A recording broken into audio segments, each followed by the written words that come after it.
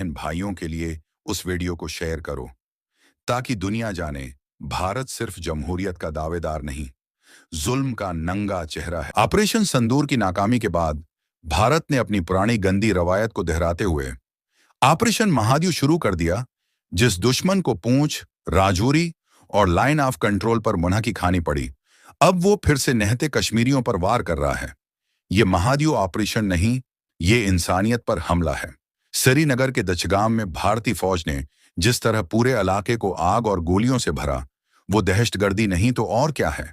सहमी हुई आंखें, जख्मी जिस्म, मिलबे तले दब्बे बच्चों की चीखें। भारत बता, ये किसका बदला ले रहा है? अपने ही फेल होने वाले ऑपरेशन संदूर का, या अपनी झोटी आलमी शबिया को बचाने का? ये भारत अब कश्मीर को अपनी सियासी जंग का मैदान बना चुका है। ना अवाम महफूज, ना मस्जिदें, ना स्कूल, ना अस्पताल।